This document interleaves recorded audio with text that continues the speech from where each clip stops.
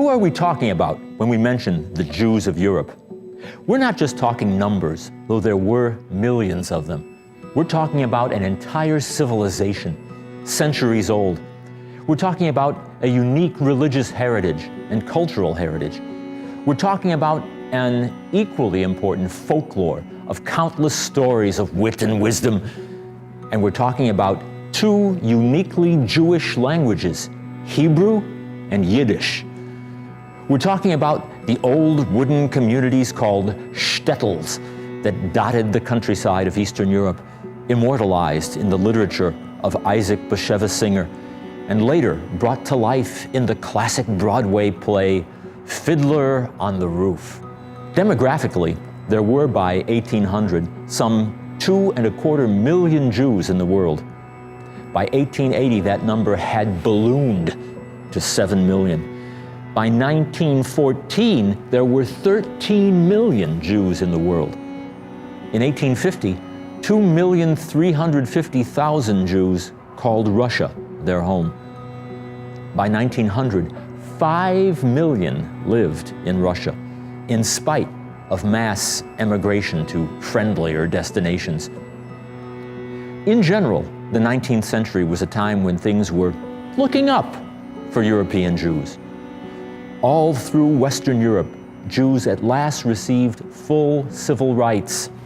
In France, Holland, and Belgium by 1831, Denmark by 1849, Austria and Hungary by 1867, Italy by 1870, Germany and England by 1871, Switzerland by 1874. Jews were free to vote, run for office, enter professions, join the army. Yet, anti-Semitism remained the dark background noise of the continent. Often given a veneer of pseudo-scientific jargon, Semites versus Aryans. The Russians didn't know what to do with their Jews. They only knew they didn't want them scattered throughout the land. So they restricted them to a crowded region known as the Pale of Settlement, a vast area stretching from the Black Sea to the Baltic and comprising nearly 1 million square miles. The Orthodox Christian peasants of the region, of course, lived in misery. And the Russians in general found it easier to blame the exploitation of the peasants on the Jews than on the Catholic noblemen who oppressed them. To make matters worse, Tsar Nicholas I of Russia instituted a system of forced conscription of Jews into the Russian army, this occurring between 1825 and 1855. Young people could be taken into the army from the ages of 12 to 25, and they had to remain in military service for 25 years. Each community was given a quota of young people to be inducted. Jews would do anything to prevent their young men from being taken. They would falsify birth records, conceal their children, or maim them so they would fail the physical exam for the army. These children, some younger than 12 years old, were not likely ever to be seen again. It was a time of horror. In April 1881, an anti-Jewish riot, a pogrom, broke out in the city of Kiev. There was widespread looting, property damage, rather than personal injury or loss of life. But repression became more systematic.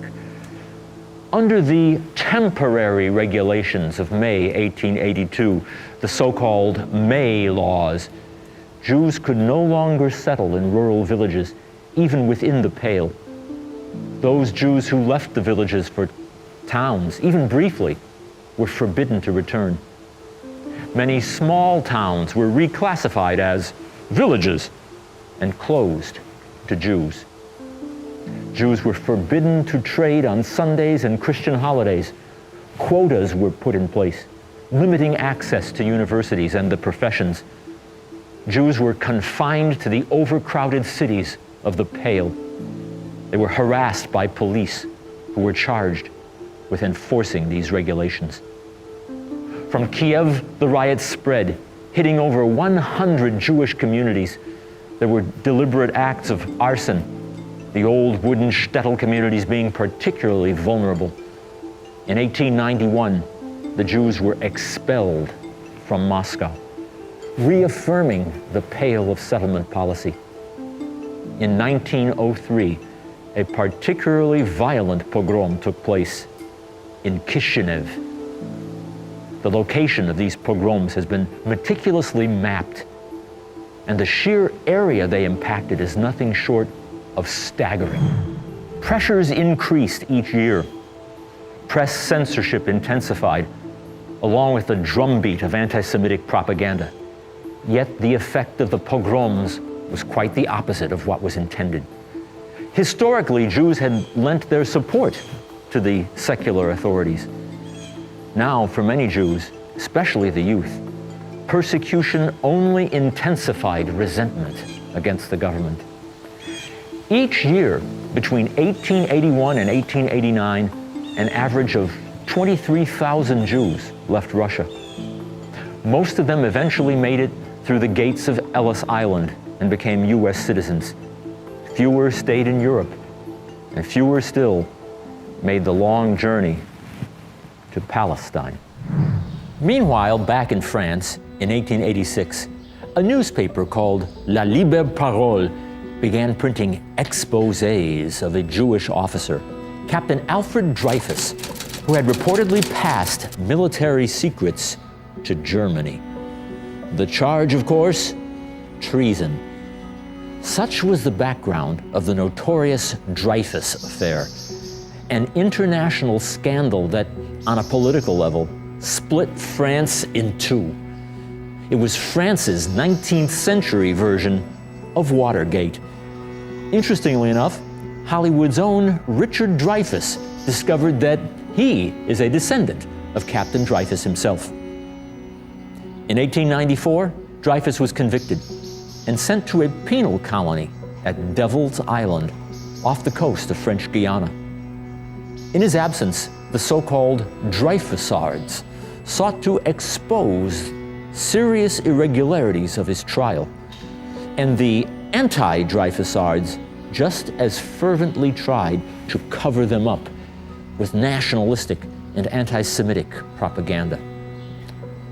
Reporting on all this was the Paris correspondent of Vienna's Neue Freie Presse, the New Free Press, Theodor Herzl. Like most Parisians, he initially assumed that Dreyfus was guilty. But when he heard cries of "Down with the Jews" in the city streets, the light bulb went on. He suddenly understood the true precariousness of the Jews' position in the diaspora and concluded that the only answer is a sovereign state for the Jewish people. The Dreyfus case embodied more than just a miscarriage of justice.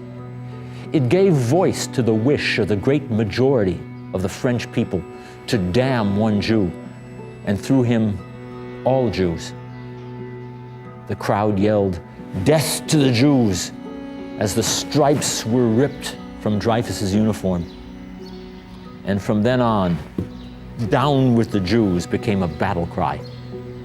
Where? In France? In Republican, modern, civilized France? 100 years after the Declaration of the Rights of Man? In 1896, Herzl published The Jewish State. That same year, independent investigators and French intelligence officials determined that the real traitor was an infantry officer of Hungarian background, Major Ferdinand Walsin Esterházy. Dreyfus had been framed. In 1897 and 1898, the first two Zionist congresses took place in Basel. Also in 1898, French novelist Émile Zola published J'accuse, an open letter to the President of France denouncing the Dreyfus cover-up and exposing the perpetrators. Dreyfus was brought back from Devil's Island for a new trial in 1899, but once more convicted. New elections in France finally brought a more liberal government to power, and the conviction at last was overturned. The prestige of the military sharply declined, and the forces of reason triumphed. But all too briefly. For France, the worst nightmares were yet to come, even while many Jews were at last escaping Russia for a new life.